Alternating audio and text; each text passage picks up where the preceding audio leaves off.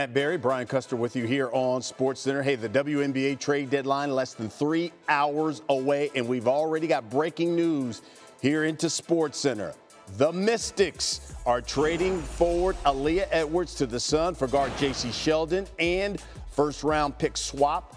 Connecticut got Sheldon that 10-team trade in February that sent Alyssa Thomas to Phoenix. So Edwards, she's dealt with a number of injuries in her second season out of UConn, especially the back, and it's seen her stats drop across the board. So let's bring in the Anscapes, Ari Chambers, to get some reaction to all of this. Talk to us about why you think this move was made between these two.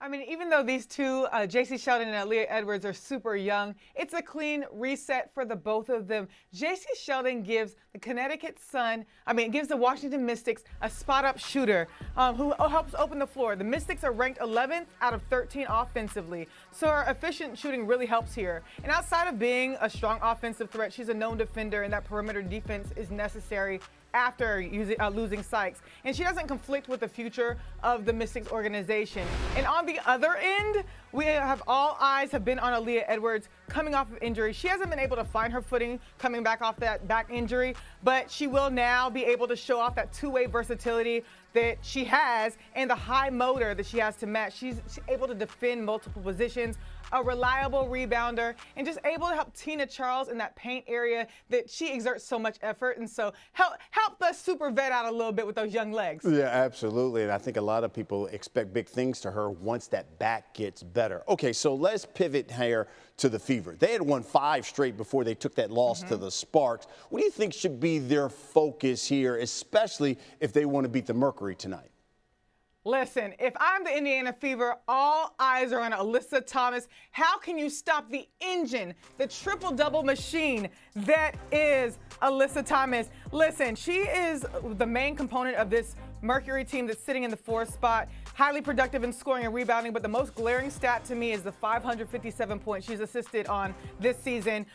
That's more than 105 more than the next player in the WNBA. So just being able to facilitate the way she does, they're going to need to stop her in transition because once she gets past that line, she's bulldozing. Okay, now, speaking of the Fever and all those guys, I got to ask you about one of the things that a number of these players have been talking about, and that is Caitlin Clark. Out for the 9th game, Nafisi Caller, Brianna Stewart, they're out with injuries. A number of players have been talking about this condensed schedule, and they don't have enough time in between games. What have you been hearing that the players have been saying about this schedule? In a world that there's more games to be had, in a world that there's a new CBA negotiation happening, you're going to want to stretch out the games because the wear and tear on the body and this elite level play and physicality can really take its toll. The WNBA looked at it and said, look, we have charter flights, so it's easier to get to and from games, which is true, but the players have been subjected to these injuries because they have really no off time, they have no off gear. And so it's going to be a point of contention, a point of prioritization to get this alleviated and help stretch out the schedule so that they aren't subjected to these injuries going forward. All right, we'll see what happens. That's Ari Chambers with the latest. Thank you, Ari.